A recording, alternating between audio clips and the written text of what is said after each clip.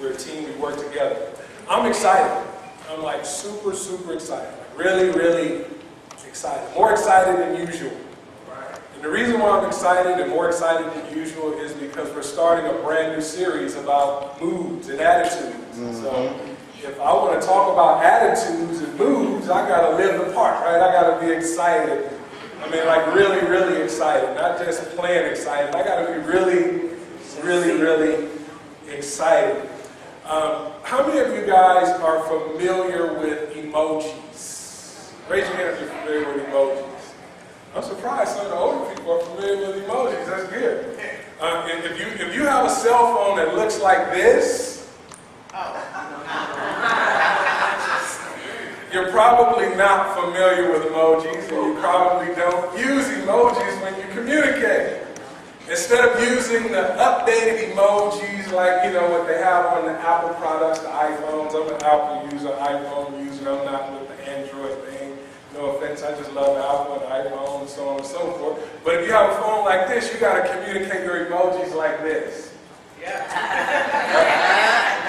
And I can't stand it when people have smartphones, up-to-date phones, and they use these as emojis. Like, you know, I get on my daughter all the time. She has an iPhone, but she uses this to show her smiley faces. Me too. And the thing about emojis is that we can sort of hide behind our emojis, right? We communicate a lot via cell phone, text messaging, and so on and so forth. And we can hide behind the cell phone, and we can make people believe that we feel a certain way, right? That we really don't feel. And so let's kind of go through some of these emojis. Those of you who are familiar with emojis, I want you guys to tell me what these emojis are communicating. Let's look at this one. What is this one communicating? You're happy, you're smiling, right? What about this one? You're angry, right? You got smoke coming out of your nose. You're angry. But then you can actually get even more angry. How about this one? Right? You're furious. I mean, you're steaming. People better look out if you send one of these. What about this one right here? I'm laughing so hard I can cry. I'm laughing extremely hard and to the point that I'm crying, right? And then how about this one? Sad. Right? Nobody wants to be sad. Sometimes you get these emojis. How about this one? I really don't know what this is. I'm not sure what this one is right here, but it's communicating something, right? All right, what about this one? Silly, crazy, kind of weird, right? How about this one? I love you. This is like, you know, you got the heart that says I love you, but this is when I see something that I love. Somebody send me a picture of a baby or something like that, then I might respond back with this one. This one? Sleepy, right? And then this right here is mixed emotions. I don't know if you guys, you know, the younger people, they use, when they're communicating, they use multiple emojis, and I think it shows like mixed emotions. But the thing about these emojis is that you can hide behind them, right? Because the truth of the matter is, I rarely cry when I'm laughing. Like, I hardly ever laugh so hard that I cry, but I use that emoji all the time. I mean, you know, and sometimes we put these emojis up, and we want the other person that we're communicating with to believe that this is how we feel, but in fact, we really don't feel that way. So we can hide behind the emojis. We can hide behind our emotions. And that's what this series is all about. It's an emotional health series. It's a series about moods. It's a series about mastering your mood. And that's why I'm excited about this series, because it's an opportunity for me to pour into other people so that they can get better at this whole thing with our attitude. Because some people have really, really bad attitudes. Some people have really, really bad attitudes. I mean, the attitude is so bad, you don't even want to be around them. But the truth of the matter is, we too, at times, have bad attitudes. All of us, if we're not careful, can allow our moods to have us off balance. And so why a series on mood swings? The reason why I want to do a series on mood swings is because I believe that your mood is everything. Like your mood determines the course of your life. I mean, life is hard. Would you guys agree? Life is hard. And navigating through a hard life is not easy. And so, if we want to navigate through life well, if we want to do well in navigating through life, we have to learn how to master our moods. And I don't want you to write this down, but this is something that I believe. I believe that our moods create certain energy that causes opportunities to happen for us. I can't prove it from the Bible. This is my own personal opinion. You don't have to write it down. I believe that our moods send out certain energy that create opportunities for us. And I'll give you an example. There has been times when I woke up in a bad mood, and I allowed that bad mood to carry on with me throughout the day. And I'm telling you, my day was bad. But I woke up in a good mood, and I allowed that good mood to carry me out throughout the day, and things happened good for me. Now, some of you guys don't know this. I drive for Uber and Lyft. It's kind of weird, right? Uber driving pastor. That's kind of weird. But I am a bivocational pastor who wants to be full-time. And so I put in full-time hours, and so I need something to supplement my income, right? Because I got to feed my family. And right now the church is not in a situation to help me to where I can feed my family, so I have to do other things to supplement my income. I was doing some other things that was taking a lot of my time, and I wasn't really proud of those things that I was doing, and so God opened up the door for me to do this whole Uber and Lyft thing, right? And so with this Uber and Lyft thing, I actually like it. I love it. I mean, I like to drive anyway. I'm always driving from Rancho Cucamonga all the way down to LA, and so now I get paid to drive, right? So I like it. I mean, I'm getting paid to do what I like to do. But here's what I've discovered, man. When you get in that car and you're driving, you can be in the best of moods, and you get people in the car that can really, really suck the energy out of you. I mean, literally, like you can feel right when they get in the car, before they open up their mouth, you can feel that negative energy. And God is teaching me some things, right? This is another reason why a sermon series like this, when I preach, I live this stuff, right? And so I'm preaching. This is why my messages are so real, because they're so real to me. As God teaches me things, I teach it to you. And so a lot of times I'm just a couple of steps ahead of you. Like yesterday I learned it, I teach it today kind of stuff, right? And so God is teaching me this whole mood thing and dealing with people, right? I mean, these people get in the car and their mood, you're not careful, their moods can rub off on you. I had a company, I'm rolling, the music is going real good, I'm listening to my favorite artists, they sing, I'm just feeling good about life, and then all of a sudden the guy gets in the car, and as soon as he gets in the car, I just get weak. He took all the energy out of me, and I'm real good with the whole navigation thing, right? I navigate well, that's why I like to drive it, because I can handle the navigation system, right? But for some reason, when this guy got in the car, I missed my turn 3 times. What is going on? The first time I missed it, I shouldn't have said that. And I said something anyway. I said, dang, I missed my turn. He probably wouldn't have noticed, but I said something anyway. I said, I think I was supposed to get off right there. Whatever the navigation says. And right away, his mood started to rub off on me, and I missed the turn 2 other times. The guy said, just stop the car and let me get out right now. Now, dig this. This is why we have to be careful, right? This is why we have to be careful. Because that guy's mood and what happened in the car that moment stayed with me for about 3 or 4 hours. And I started asking God, why?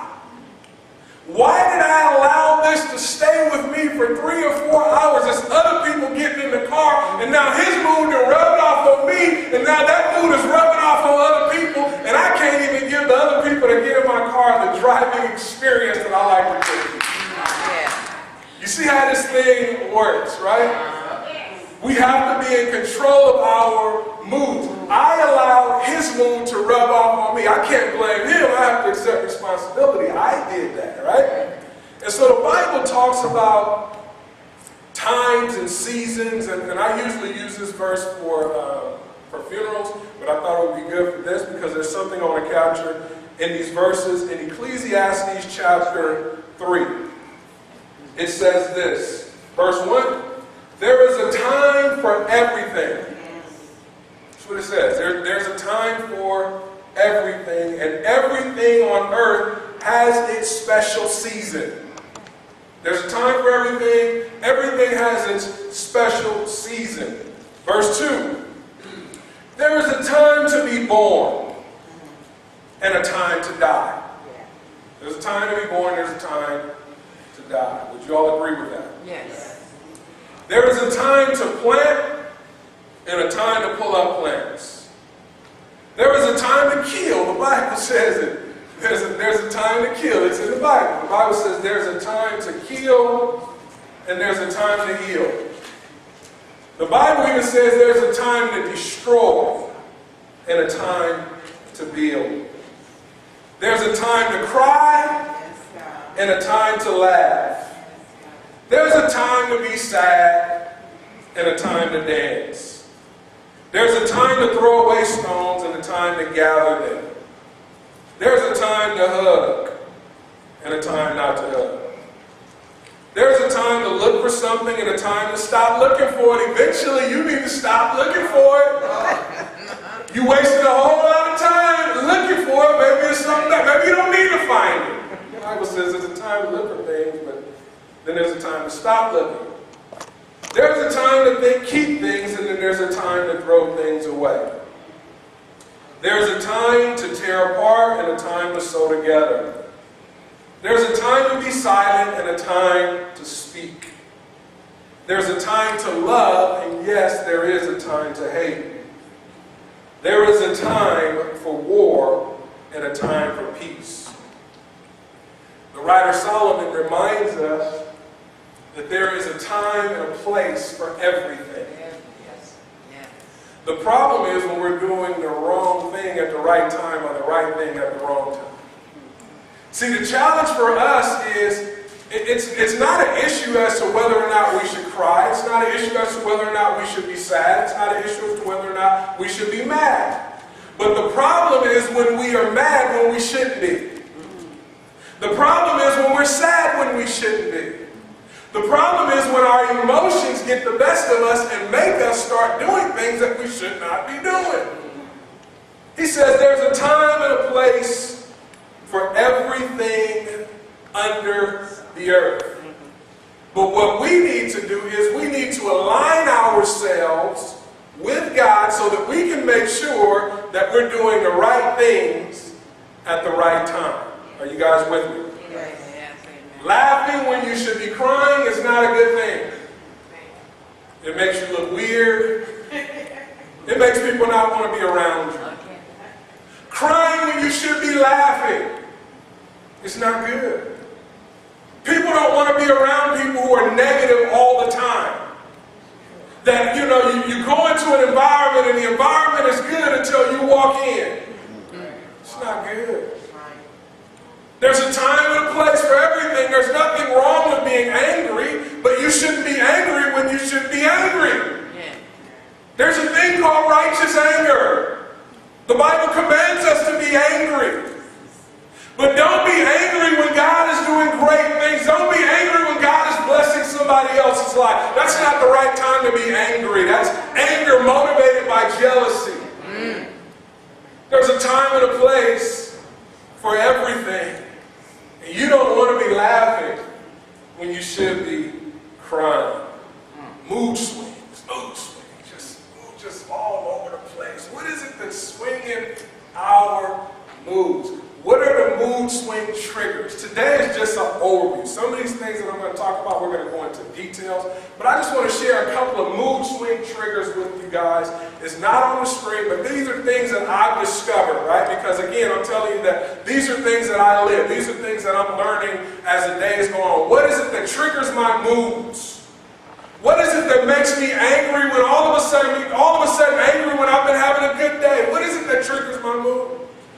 One that we don't want to deal with, but But I'm telling you, this is it. I know this from experience, and I'm hoping to have somebody to come and speak in detail about this. But one in particular is diet and exercise. Diet and exercise affects our mood. I'm telling you what I know. I can be angry, I can be frustrated, it doesn't matter how I'm feeling. But if I jump on that treadmill, during the course of me running on that treadmill, something happens to my attitude. If I just sit at home, in the bed or in my chair, and dwell on whatever it is and why I have a bad attitude, it's not going to get better. Some of the foods that we eat, right? Some of the foods that we eat is just not good for us. The foods alter our moods. We become slaves of our tongues. Whatever it is that our tongue is craving, we eat it regardless of what it is doing to our bodies.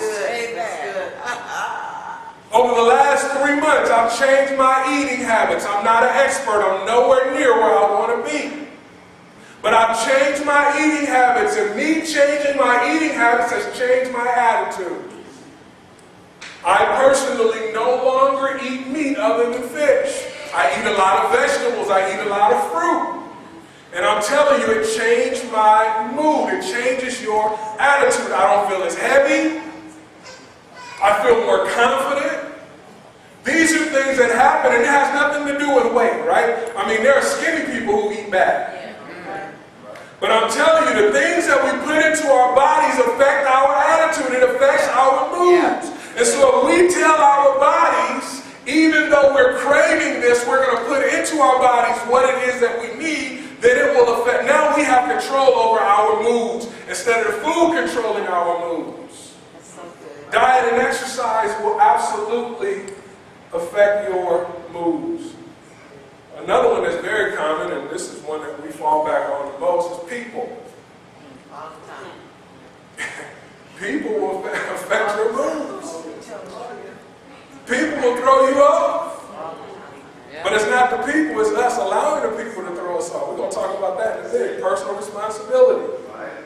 Another one that we want to stay away from this because everybody wants to hear all the good stuff, so on and so forth. We just want to be able to do what we want to do because we're grown. But here's another one, sin. Sin alters our moods. When you're doing something that you know you ain't supposed to do, God has already revealed to you that you shouldn't be doing it, I'm telling you, it will affect your mood. The Bible teaches that sin is pleasurable for a season, right? We're going after the immediate gratification. It feels good right now, but there's some consequences. It sticks with us. And it begins to affect our moods and how we relate to other people. Sin will do it. That's right. Here's another one. Being unorganized. You don't hear stuff like that in church, right? But that's the truth. If you are unorganized, it will affect your mood. You need to be organized. You need to have a place for everything. There is a place for everything. If there's no place for everything, you need to throw it away.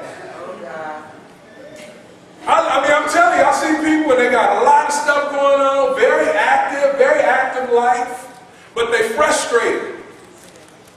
And all I got to do is look at their car.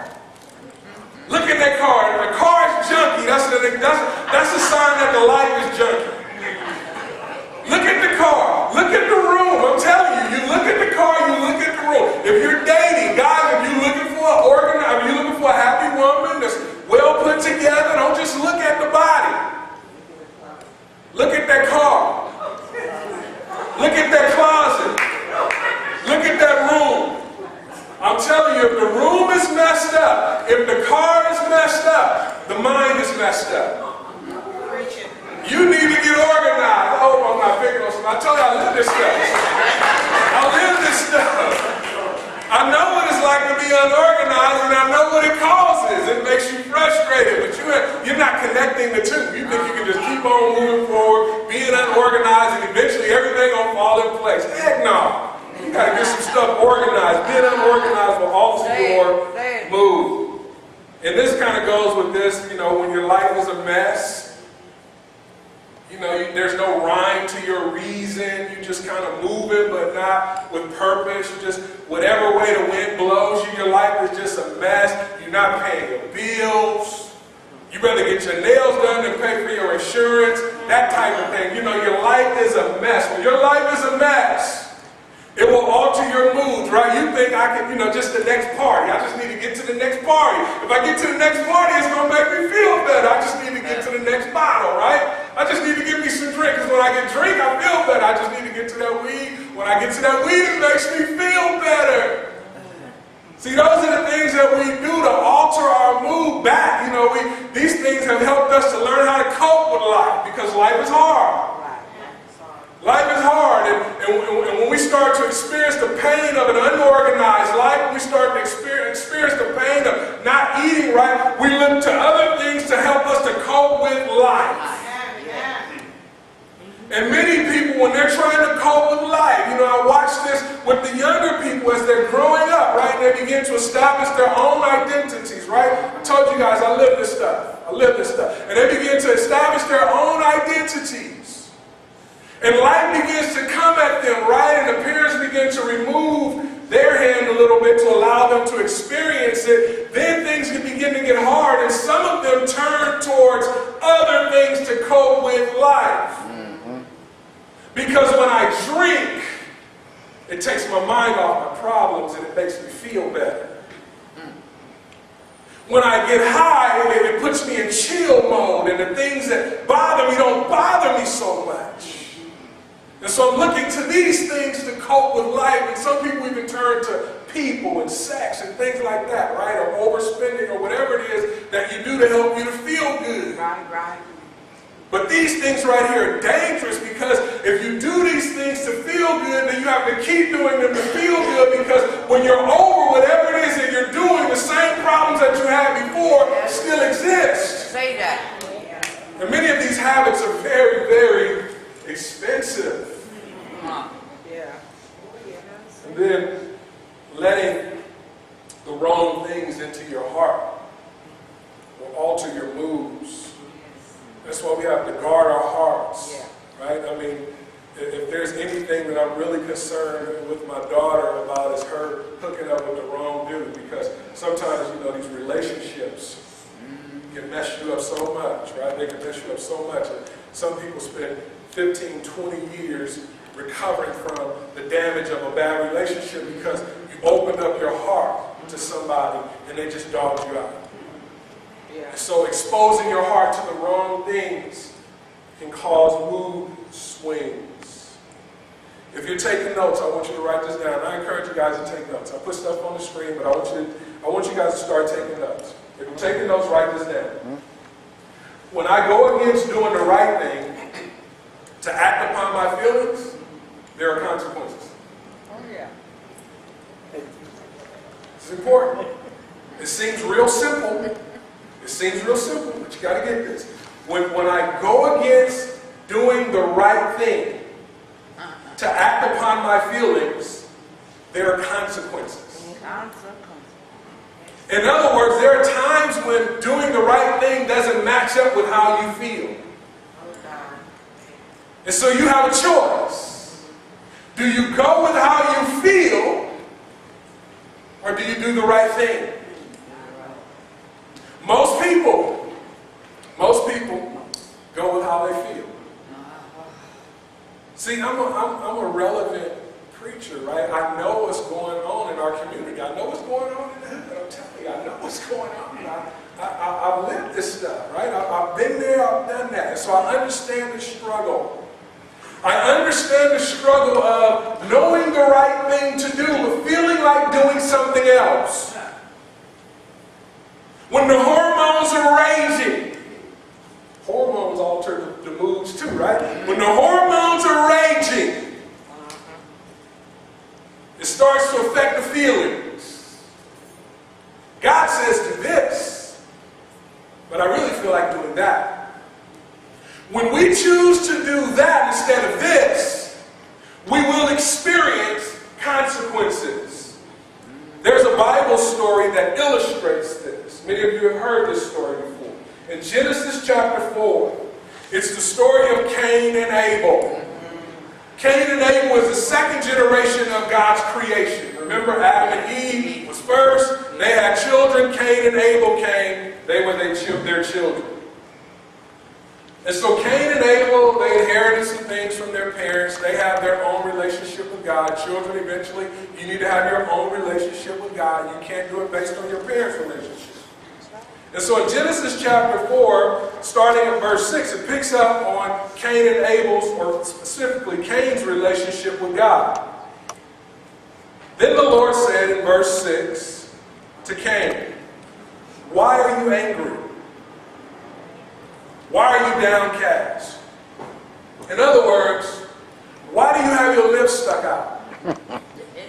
This is God talking to Cain, and he's asking Cain, he's saying, why are you angry? Why do you have your lips stuck out? And this is what we need to do sometimes. Sometimes we just need to ask ourselves the question, why am I mad? Oh, God. Why am I walking around with my jaws tight? God asks him, he says, why are you angry? Why is your face downcast? He says, if you do what is right, there it is. Look, he says, if you do what is right, not how you feel. If you do what is right, will you not be accepted? Consequences. They don't have to be bad, they can be good. But if you do not do what is right, sin is crouching at the door. Who don't miss this? You got to get this one right here. Forget all the other stuff I said. You got to get this one right here. Sin is crouching at your door. It desires to have you, but you must rule over it. Sin is crouching at the door. Look, he's giving sin a personality. He's giving us a picture, a mental picture of sin. Come on. You see that? Like we looked at, we think about sin, what does it look like? It's like, in my mind, I'm trying. But he's giving us a picture of what sin looks like. It's crouching at the door, at your door. Right outside the door, sin is right there. And it desires to consume you. It desires to ruin you. It desires to mess your life up. He says, but you must rule over it. Why would God tell him that he must rule over it if he couldn't rule over it? If God told him that he must rule over it, that means that he can rule over it. He has a choice. He does not have to listen to his angry feelings. He does not have to give in to the way that he feels. But what does Cain do? In verse 8, it says, now Cain said to his brother Abel, this is his brother, his own brother's flesh and blood, let's go out to the field. Sin is talking. The mood is talking. The emotions is talking. He's giving in. Once we give in to our feelings, we start to plot, right? We're going down that direction. He's going down that direction. He says, let's go out to the field. While they were in the field, Cain attacked his brother, and he killed him. When we choose to listen to our mood and our feelings over doing what's right, there are consequences. He killed his own brother.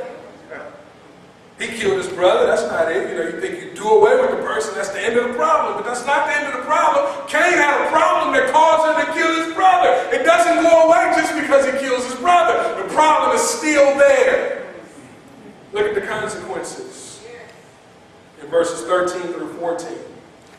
Cain said to the Lord, my punishment is more than I can bear. This is after the consequences. The Lord had already pronounced judgment, told him what's going to happen, and all that as a result of him disobeying God, listening to his feelings instead of doing what was right. He says, my punishment is more than I can bear. Today you are driving me from the land, and I will be hidden from your presence. That's scary to be hidden from the presence of God. But this is in his mind, right? This is in his mind. He says, I'll be hidden from your presence. I will be a restless wanderer on the earth, and whoever finds me will kill me. Look what happened.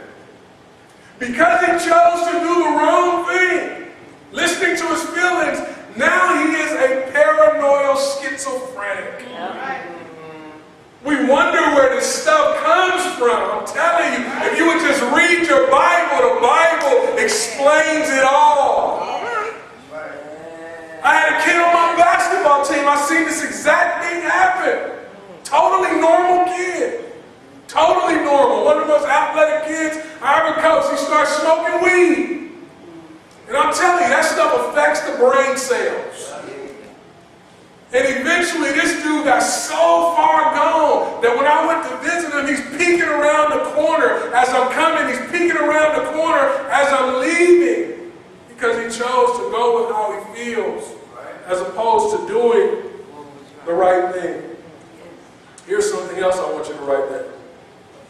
When I go against how I feel to do the right thing, it's rewarding. When I go against how I feel to do the right thing, it's rewarding. When you see people who are successful, even people outside of the church, they don't live their life based on how they feel. They live their life based on doing the right thing. And so if you want to be successful at anything, you have to do the right thing even when you don't feel like it. There are going to be times when you don't feel like eating greens. There are going to be times when you don't feel like exercising. But it does not matter. You got to do it anyway because that's what makes your body better. There are going to be times when you don't feel like forgiving, but you got to do it anyway because that's what's going to give you peace. You got to do the right thing whether you feel like it or not. And when you do it, eventually there's a reward. I'm telling you, there are times, there are times when I start off, Brother Bowen, and I'm just not feeling it. I'm not feeling it. But I have things that I need to accomplish, and there's a part of me that just want to retreat and turn back home and just say, forget the day. Just forget the day. I'm going to go back home and I'm just going to chill. But I noticed this. Look, I noticed this. When I'm determined to do the right thing regardless, and I continue to press on, God has shown me that this thing can get better. It can get better, right? Because look, a bad moment does not have to be a bad day. Right, amen. But that's what the moon will communicate to you. Because you're having a bad moment, this is a bad day. What do you mean it's a bad day? It's 10 o'clock in the morning. How can you declare already that this is a bad day? You press on, this thing can get better. And then a bad day, if you're not careful, a bad day will have you thinking that you got a bad life. It's not a bad life. You're just having a bad day. You're entitled to have a bad day. But don't believe your mood. Don't be tricked by your mood into believing that you're having a bad life. It's not a bad life. It's just a bad day. And so what we got to learn how to do, this is the application. This is the application, and I'm almost done. We got to learn how to swing this thing back. I told you I was going to use this. I wasn't sure if I was going to use it or not, but I was going to use it. We got to learn how to swing this thing back. When you're angry for no reason, you got to swing that thing back. People are not good at swinging it back. We just react and we just let life happen to us instead of making life happen. You got to learn how to make life happen. Come on, man. I refuse to allow you to alter my mood. I'm not giving you permission. I'm not giving you that key. It's not the outside circumstances.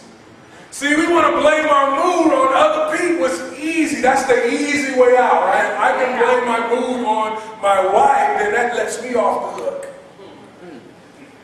See, it's her fault.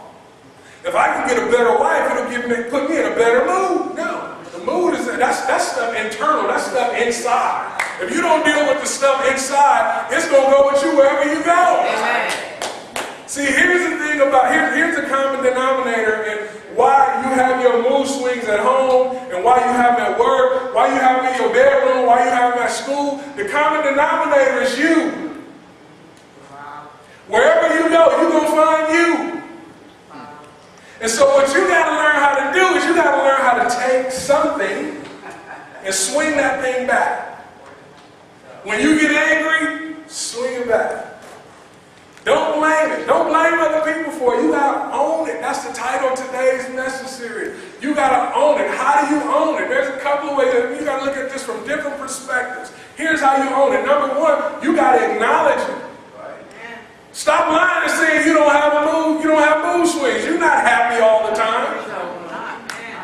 You're not like the perfect person to be around. You got your issues too. So you have to acknowledge it, and then you own it by taking responsibility for it, right?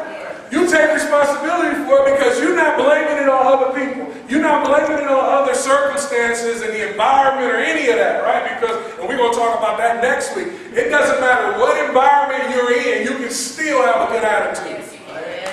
Regardless of your environment.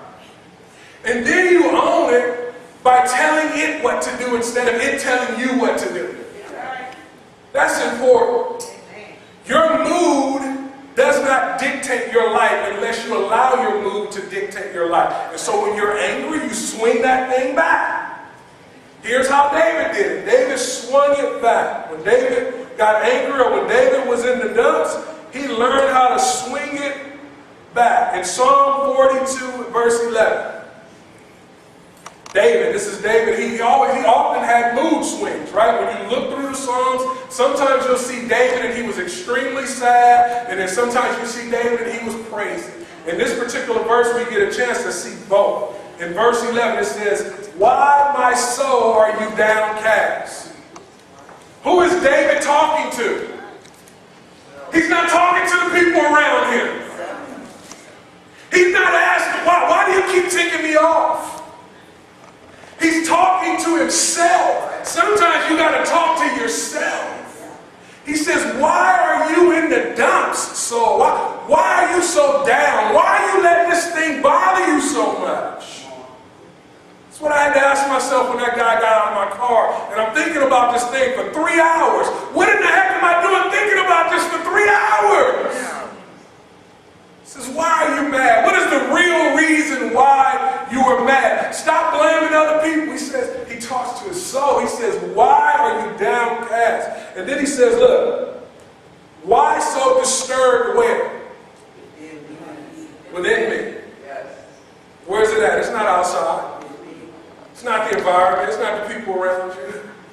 You got to get this stuff right on the inside.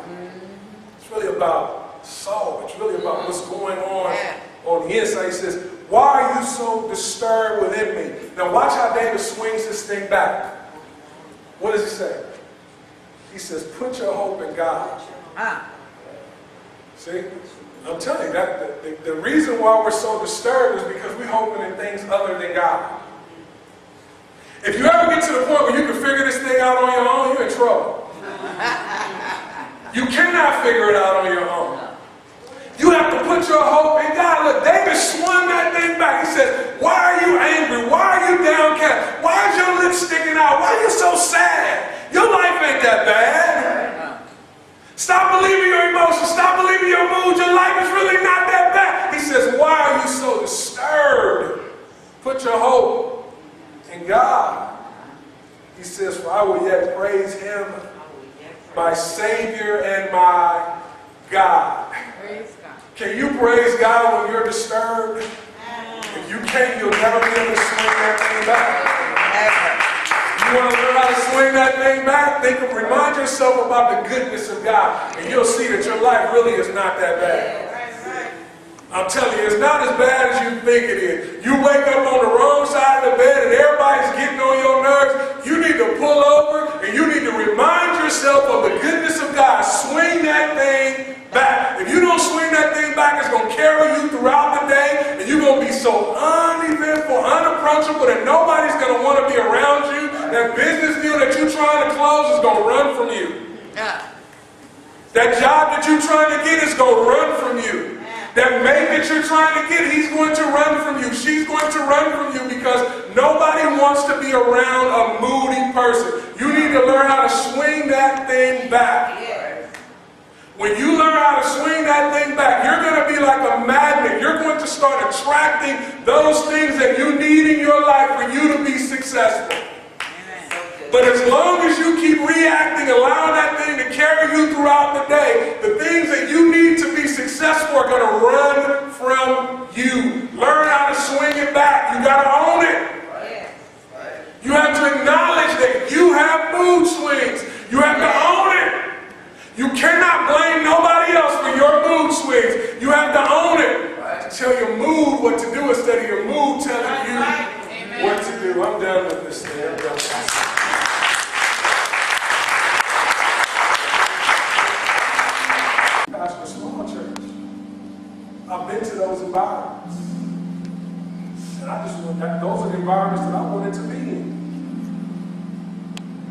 And so I figure if I want to be in those environments, more than likely other people want to be in those environments. Healthy things grow. You got to deal with the unhealthy emotions that you have if you want to grow. Once you learn how to deal with the unhealthy emotions that you have and you're growing, the church is going to grow. It's just how things operate. It's how things function. It's the way of life. It's the way that God has established.